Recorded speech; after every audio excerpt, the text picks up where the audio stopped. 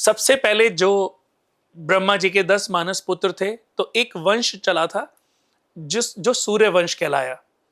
जो सबसे पहले ब्रह्मा जी के से मरीच, मरीच से इक्ष्वाकु, इक्ष्वाकु से कश्यप, कश्यप की एक संतान थी सूर्य, सूर्य के एक पुत्र थे मनु।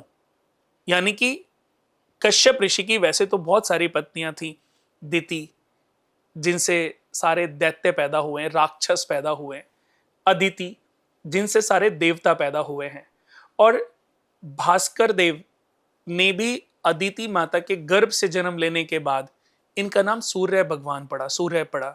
तो सूर्य भी अदिति माता के ही यानी कि कश्यप ऋषि के ही पुत्र हैं। एक इनकी पत्नी थी कद्रु, जिनसे सारे सर्प पैदा हुए, चाहे वो शेषनाग हो, चाहे वासुकी हो, चाहे तक्षक हो, चाहे कंटक हो, जितने भी सर्प जाति हैं सब कद्रु की संतान थी। एक इनकी पत्नी थी जिनका नाम था विनीता।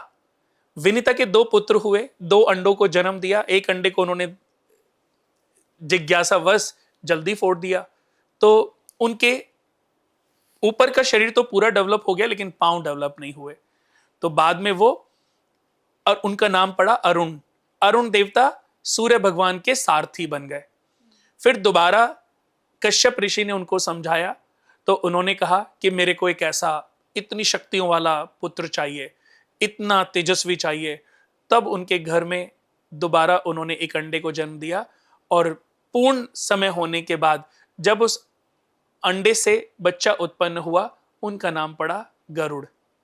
गरुड़ देवता बाद में गरुड़ देव भी बने, और ये विष्णु भगवान के सारथी बन गए। तो विष्णु भगवान के सारथी बनने के बाद ये अपनी माता, इनकी माता जो है अदिति माता की, कद्रु की दासी के रूप में काफी वर्षों रही। तब इन्होंने सभी सर्प जाति को जो है खूब लताड़ लगाई, उनको मारा। तो सारे सर्प जो है वो गरुड़ देवता से डरते भी हैं, यानी कि एक ही पुत्र उनका इतना शक्तिशाली था।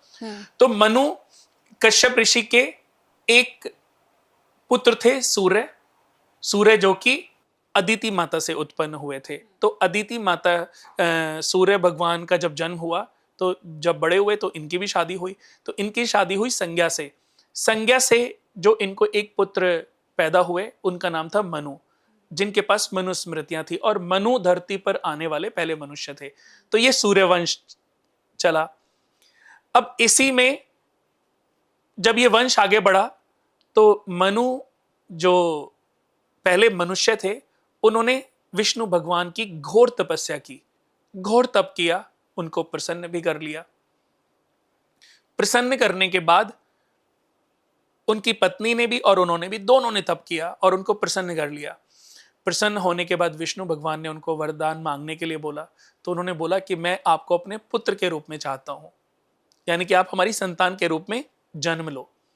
तो उन्होंने बोला कि अभी आपका शरीर तो बिल्कुल हड्डियों का ढांचा बन चुका है, कि दोबारा इसी युग में, इसी पीढ़ी में तुम्हारा दोबारा जन्म होगा, तब तुम्हारे घर में मैं अवतरण लूंगा। तो मनु का दोबारा जन्म हुआ राजा दशरथ के रूप में। तब दशरथ के घर में, और जो उनकी पत्नी थी शत्रुपा, उनका जन्म हुआ कौशल्या माता के रूप में। तब उनके घर में विष्णु भगवान ने रामचंद्र जी के रूप में जन्म लिया। तो ये सूर्यवंशी कुल था पूरा। तो ऐसे ही कभी कभी हमारे पूर्वज भी हमारे घर में दोबारा से जन्म ले लेते हैं।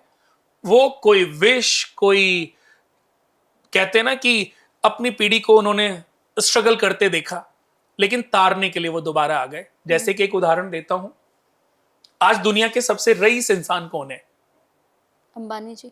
अंबानी जी, मुकेश अंबानी जी। हाँ जी। मुकेश अंबानी जी के जो फादर थे धीरू भाई अंबानी जी, वो तो पहले रिच नहीं थे, बहुत ही निम्न घर में, गरीब घर में उन्होंने जन्म लिया, और उसके बाद उन्होंने खुद की मेहनत से ये रियासत बनाई। अब आप देखिए कि उन्होंने इतना बड़ा एम्पायर खड़ा किया, तो ये हो सकता था कि ये दोबारा से अंबानी परिवार में पैदा हुए हों, और पैदा होने के बाद इन्होंने अपनी पीढ़ी को, अपने इस परिवार को इतना बड़ा कर दिया, इतना बड़ा नाम दे दिया कि आज पता नहीं कितनी पीढ़ियां अब जो है तरती रहेंगे, उनको अगर वो नहीं भी कमाएं तो भी किसी भी प्रकार की कोई कमी नहीं होगी।